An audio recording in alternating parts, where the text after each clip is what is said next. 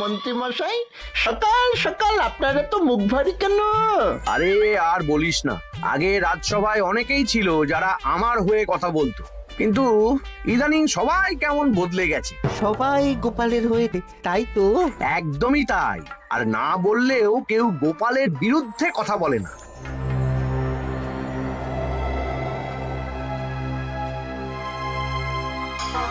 কি মন্ত্রী মশাই, আজকাল তো আমার কথা আর মনেই পড়ে না, ভুলে গেছেন নাকি? আরে না না ভগবান, তুমি হলে আমার তুরুপের তাস। ঠিক সময়ে ঠিক সুযোগ এলে তোমাকেই ডাকবো। একটু দেখবেন। হ্যাঁ, আরে নিশ্চয়ই নিশ্চয়ই। এই চলি রে, আবার রাজসভায় যেতে হবে।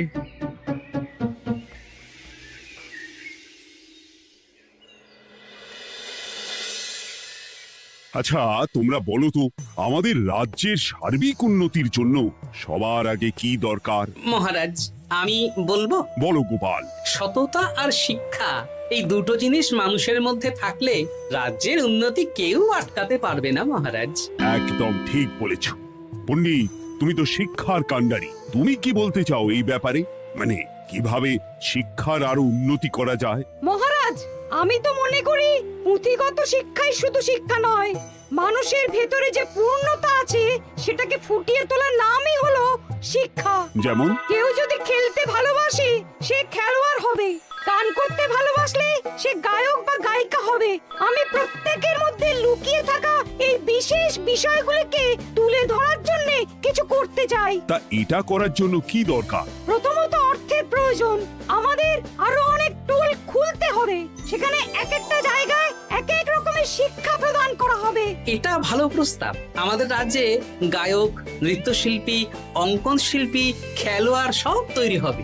দেশ বিদেশে রাজ্যের নাম উজ্জ্বল হবে। মহারাজ, একদম এসব উল্টো পাল্টা খরচ করবেন না। কেন কেন? মহারাজ, রাজকোষে প্রথমত বেশি অর্থ নেই, যে কোনো সময় যুদ্ধ লাগতে পারে। তাই আমাদের উচিত প্রথমে এসব না করে কামান, গোলা, বারুদ, ঢাল, তরোয়াল এসব কেনা। ঠিকই বলেছ। কদিন ধরেই শুনছিলাম সীমান্তবর্তী এলাকায় ইংরেজ সেনারা নাকি ঘুরঘুর করছিল। পণ্ডিত মশাই, আপনার এই সব পাণ্ডিত্য অন্য জায়গায় ফলাবেন কেমন? এসব করে লাভের লাভ কিচ্ছু নেই। কাউকে যদি ইংরেজরা গুলি করে সে কি গান শোনাবে? হ্যাঁ, মন্ত্রীর কথায় যুক্তি আছে। মহারাজ, আপনি বরং পণ্ডিত মশাইকে কিছুদিনের জন্য ছুটি দিয়ে দিন। পণ্ডিত মশাইয়ের মাথার একটু বিশ্রাম দরকার। হ্যাঁ পণ্ডিত, তুমি বরং দিন 15 জন্য তীর্থে ঘুরে এসো। যথা আজ্ঞা মহারাজ।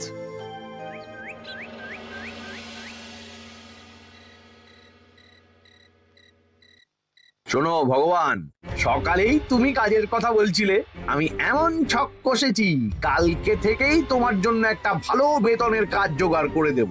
শুধু যা বেতন পাবে তার অর্ধেক আমাকে দিতে হবে, কেমন? রাজি রাজি। কি কাজ বলুন? শোনো, বাহ বাহ, দারুণ দারুণ, হয়ে যাবে কাজ।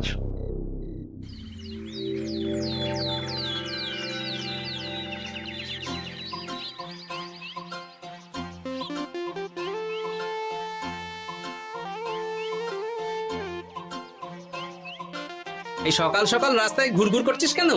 পড়াশুনো কি শিখেই তুলে দিয়েছিস? পণ্ডিত মশাই তীর্থে গেছেন, এখন আমাদের ছুটি। দুপুর বেলা ভাত, রাতের বেলা রুটি।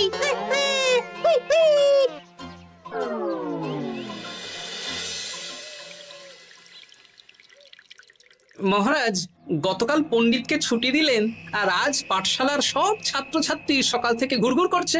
এ কি, তাহলে তো মুশকিল। মুশকিল আসান করার রাস্তা আমার কাছে আছে মহারাজ। আমার সন্ধানে এমন একজন পণ্ডিত আছেন যিনি বহু ভাষাবিদ, অনেক পাণ্ডিত্য, দেশ বিদেশে শিক্ষাদান করেছেন। কিন্তু তাকে আমরা পাবো কোথায়? তিনি কৃষ্ণনগরে ঘুরতে এসেছেন, শুধু ওনাকে বেতনটা একটু বেশি দিতে হবে। এবং তিনি এই রাজ্যের যে কোনো মানুষের চেয়ে বেশি শিক্ষিত, তার পড়ানোর ধরনই আলাদা। সে কোথায়? আমি তাই ওনাকে আজকে রাজসভায় আসতে বলেছি।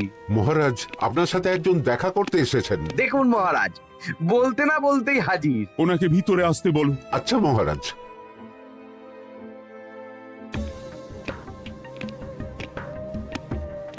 প্রণাম কৃষ্ণচন্দ্র, আমাকে আপনার মন্ত্রী ডেকেছেন, তাই এলাম। মন্ত্রীর সাথে কথা হয়েছে আমাদের রাজ্যের শিক্ষার উন্নতির ব্যাপারে। আমাদের মানে আপনি কি এই রাজ্যের? মানে এখন এই রাজ্যে আছি তো, তাই আমাদের রাজ্য বললাম। উনি সবাইকে আপন করে নেন। যাই হোক, তোমার শিক্ষার উন্নতির ব্যাপারে কি মতামত? মহারাজ, আমি এই রাজ্যের বিভিন্ন মোড়ের মাথায় টোল খুলতে চাই। তার জন্য অনেক অর্থের প্রয়োজন। তাতে কি উপকার হবে? ছাত্রদের জন্য তো নির্দিষ্ট পাঠশালা আছে। যখন শত্রুরা আক্রমণ করতে আসবে তখন তারা দেখবে রাস্তার মোড়ে মোড়ে টোল, মোড়ে মোড়ে টোল। তারা বুঝতে পারবে এখানে সবাই শিক্ষিত। আর শিক্ষিত লোককে ক্ষমতার অধীনে রাখা কঠিন, যুদ্ধে জিতলেও শাসন করা মুশকিল। কারণ অশিক্ষিতকে বোকা বানানো সহজ, কিন্তু শিক্ষিতকে বোকা বানানো কঠিন। নতুন পণ্ডিত একদম ঠিক কথা বলেছে। কোনো বাইরের রাজা বা শত্রু আক্রমণ করার আগে 5 বার ভাববে। এই সেরেছে।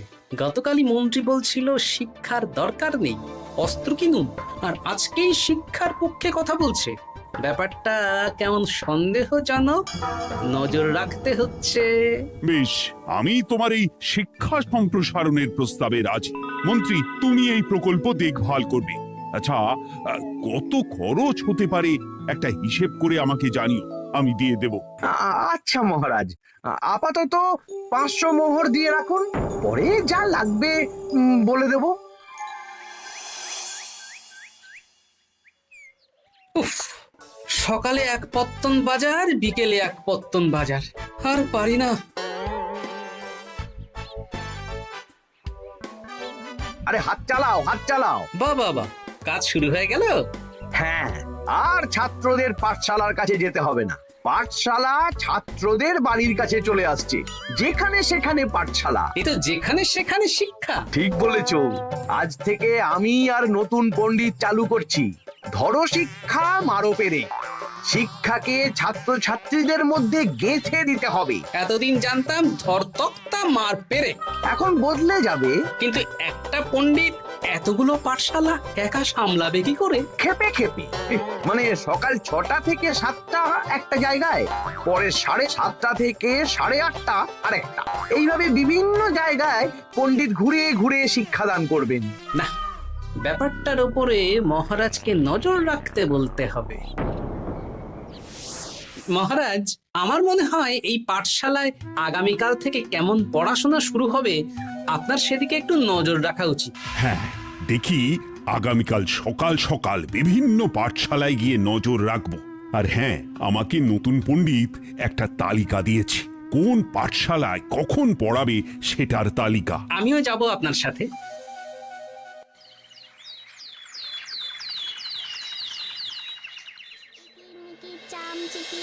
কাটা মজুমদার ধে এলো দামোদর, দামোদরের হাঁড়ি কুড়ি, দুয়ারে বসে চাল কুড়ি। দেখি কুটি, তোরা এই কিরমিকির খেলছিস? নতুন পণ্ডিত কোথায়? উনি তো এই মাত্র দক্ষিণের পাঠশালায় গেলেন। ন্যাপলা আর গুলটে আজ থেকে ওখানেই গেছে। ওদের দুজনের বাড়ি কাছাকাছি তো, তাই। আচ্ছা চলো তো গোপাল, দক্ষিণেই গিয়ে দেখি।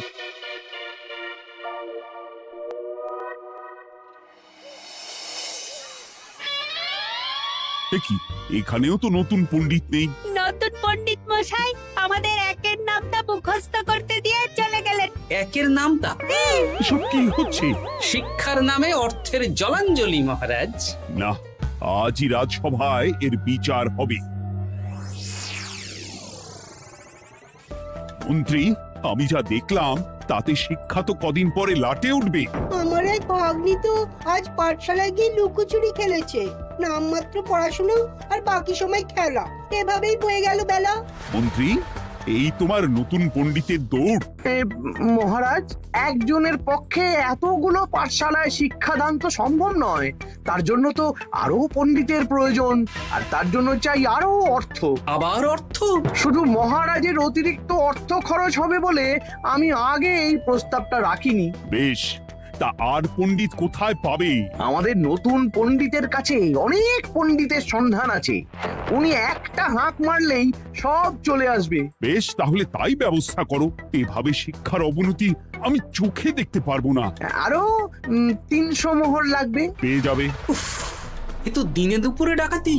ব্যাপারটা ধরতে হবে। কিছু একটা ঘোট তো আছেই। আর নতুন পণ্ডিতদের যদি কোথাও একটু থাকা খাওয়ার ব্যবস্থা করা যায় তাহলে ভালোই হয়। রাজবাড়ির অতিথিশালা তো আছেই, ওখানেই না হয় ব্যবস্থা করে দেব।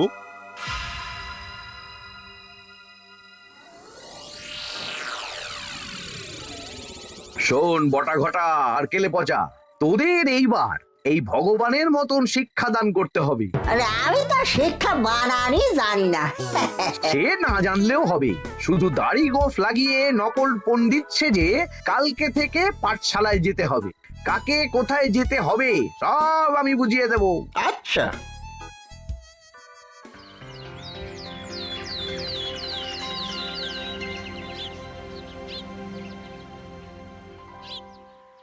আচ্ছা বল তো, গতকাল তোদের বাড়িতে কি কি রান্না হয়েছিল?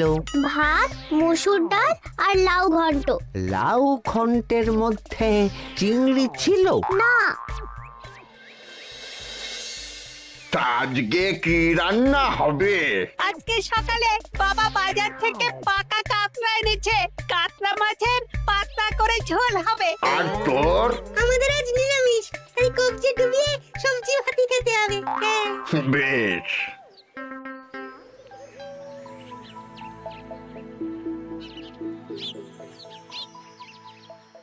বল, আজকে তোরা কি কি শিখলি? আমি লাউ ঘন্ট। আমি সবজি ভাত। আমি কাতলা মাছ। কি বলছিস কি? আজকে তো পাঠশালায় এই সব আলোচনাই হয়েছে। এবারে ব্যাপারটা একেবারে সহ্য সীমার বাইরে চলে যাচ্ছে। দাদু, আমাদের আগের পণ্ডিত মশাই ভালো ছিলেন। উনি কোথায় চলে গেলেন? মন্ত্রী মশাই ছলে বলে কৌশলে ওনাকে তীর্থে পাঠিয়েছেন। না, এখন আমাকে মন্ত্রী মশাইয়ের উপরে নজর রাখতে হবে।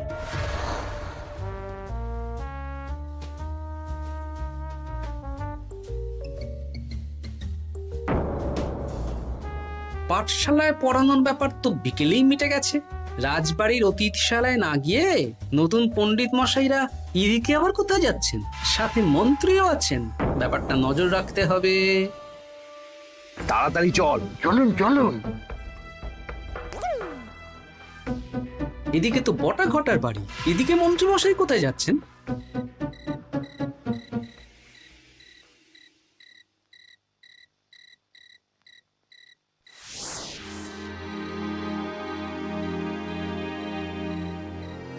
তারপর তোমরা সবাইকে কি শিক্ষা দিলে? শিক্ষা? স্যার আমাদের শিক্ষা নেই, চুরি করে দিন চলে। আমি কি করে শিক্ষা দেব? আরে ছাইপাশ দাড়ি গোঁফ থাকলে কি কুটকুট করে। যা বলেছিস বটা। আরে আরে আহারে করছিসটা কি? ভালো রোজগার পাতি কি তোদের সহ্য হচ্ছে না নাকি? ভগবানকে দেখ, সেই কবে থেকে দাড়ি গোঁফ লাগিয়ে পণ্ডিত মশাই সেজে আছেন। আমারও প্রথম দিন একটু সমস্যা হচ্ছিল, এখন সামলে নিয়েছি। আর আমাদের এই সব আলোচনা একদম করা উচিত না। বলছি মন্ত্রীমশাই, আমি কি শুধু এই পাঠশালাতেই পণ্ডিতের অভিনয় করব, নাকি রাজসভায় বসার সুযোগও পাবো? কালকেই এই ব্যাপারটা দেখছি। আগে তোমাকে রাজসভায় ঢোকাবো, তারপর এক এক করে বটা ঘটা কেলে পচা সব আমার দলের লোককে রাজসভায় ঢুকিয়ে নেব। আর রাজসভার বাকি সদস্যদের ফাঁকা করে দেবেন। একদম তাই। মহারাজ সহজ সরল মানুষ, এটাই একটা বড় সুবিধা। আচ্ছা, এই ব্যাপার। ঠিক আছে, আমি কদিন পরে ঠিক সময়ে একদম হাটে হাড়ি ভাঙবো।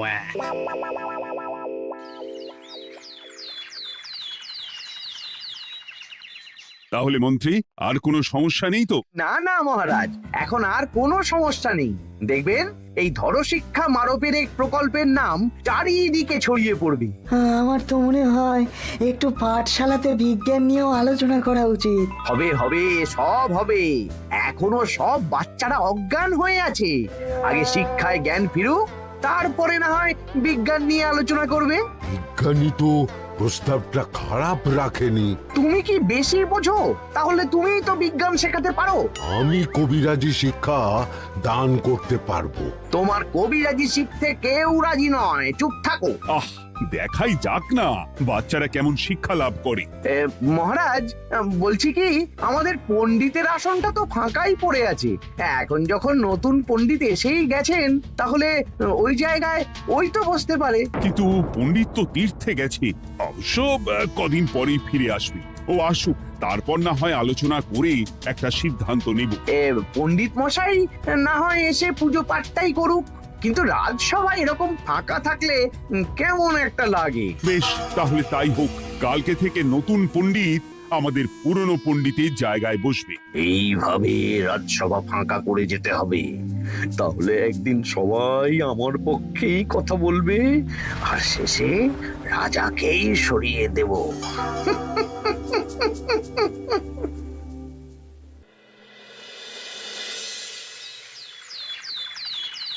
মহারাজ, সর্বনাশ হচ্ছে চারিদিকে। চলুন চলুন, আমি পুরো বিষয়টা ধরে ফেলেছি। কি ধরে ফেলেছো? শিক্ষার নামে ষড়যন্ত্র চলছে মহারাজ। রাজসভায় চলুন, সব বলছি। আচ্ছা আচ্ছা, আসছি। হ্যাঁ বলো গোপাল, তুমি কি বলছিলে শিক্ষার নামে ষড়যন্ত্র নাকি? মানে গোপাল মস্করা করছে নাকি? রাজ্যে দারুণ শিক্ষাদান চলছে। মহারাজ, আমি দেখে ফেলেছি আমাদের নতুন পণ্ডিত আসলে কোনো পণ্ডিত নন। ইনি আপনাকে, আমাদের সবাইকে বোকা বানাচ্ছেন। তাই নাকি? ডাকো দেখি নতুন পণ্ডিতকে। এই তো মহারাজ, আমি চলে এসেছি। এই তো, ইনিই বদমাশি করছেন, শিক্ষার্থীদের ভবিষ্যৎ নিয়ে খেলছে। এই বল, আসল কথাটা বল। কি বলবো, এসব ভাড়ামো বন্ধ করো গোপাল। না বললে আমি কিন্তু ধুতি খুলে দেব। এই এই আরে কি হচ্ছেটা কি? এই এই এই এই সরো তো, সরো সরো। ব্রুম, ব্রুম, ব্রুম, কি হলো? কি হলো? বুম, ব্রুম, জব্রুম। এই সেরেছে। গোপাল এসব কি বলছে? বলুন। ভুল বকছে কেন? ব্রুম, ব্রুম, ও গোপাল, তোমার কি হলো গো? কি বলছো তুমি? আমার কাছ বৈদ্য, তুমি একটু দেখো তো গোপাল ঠিক আছে তো? এই যে নতুন পণ্ডিত, তুমি তো অনেক ভাষা জানো, তুমি বুঝতে পারছো? মহারাজ, আমি দেখছি গোপালের মনে হয় বিশ্রামের প্রয়োজন। এই এই, তোমরা কয়েকজন মিলে গোপালকে রাজবাড়ির অন্দর মহলে নিয়ে চলো। চলুন, আমি যাচ্ছি। ওহো, গোপালের কি হলো? মাথায় লেগে গেল? ভাষা চলে গেল? সব এই নতুন পণ্ডিতের জন্য।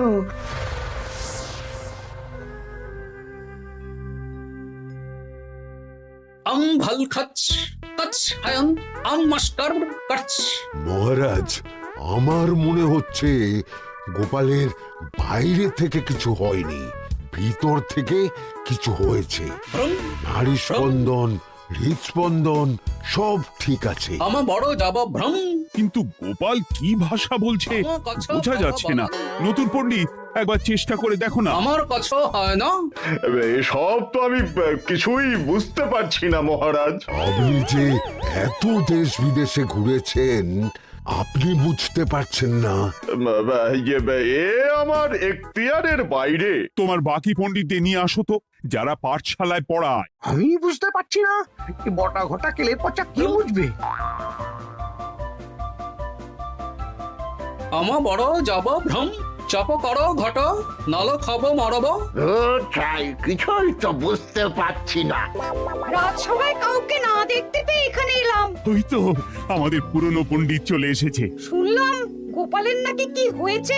এই পণ্ডিত, তুমি দেখো তো গোপালের নতুন ভাষা উদ্ধার করতে পারো কিনা। কি গোপাল, তুমি কি ভাষায় কথা বলছো?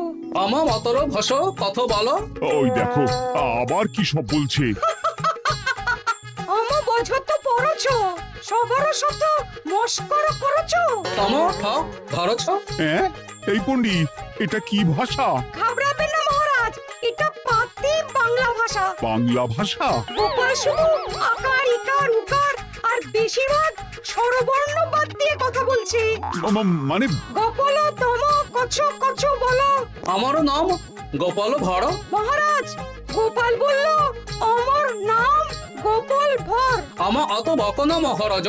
এর মধ্যে আকার ইকার উকার এসব বসিয়ে দেখুন তো কি হয়। আমার নাম গোপাল ভাঁড়। আমার নাম গোপাল ভাঁড়। অত, আমি অত বকা বোকা নই মহারাজ। মহারাজ, আমি অত বোকা নই মহারাজ। এই তো সুন্দর ধরে ফেলেছেন। কি কেমন দিলাম? দেখলে আমাদের রাজ্যে মন্ত্রী ধরে আনা পণ্ডিতের পাণ্ডিত্য। সব এক একটা গাধা। হ্যাঁ, এ কি ভগবান, বটা ঘটা কেলে পচা। মহারাজ, এখান থেকে কি বুঝতে পারলেন? কি? শিক্ষার বাইরেও অন্যভাবে সমস্যার কি করে সমাধান করা যায়, তাও শুধুমাত্র উপস্থিত বুদ্ধি দিয়ে, যেটা আমাদের রাজপণ্ডিতের আছে। তা তো দেখতেই পাচ্ছি। আর সেই জন্যই মন্ত্রী ওনাকে সরাতে চেয়েছিলেন, আর কিছুদিনের মধ্যে সব সভাসদদের সরিয়ে দিতেন। আমি সব মতলব শুনেছিলাম, আর এই দিনটার জন্য অপেক্ষা করছিলাম। আজকেই তো পণ্ডিতের তীর্থ থেকে ফিরে আসার কথা। তাই আজকে এই ছোট্ট নাটকটি করলাম। এবার মন্ত্রী আর এই 4 জন নকল পণ্ডিতকে আচ্ছা করে কারাগারে গিয়ে ধোলাই দাও। ধোলাই হলো ওনাদের জন্য উপযুক্ত এবং উচিত শিক্ষা।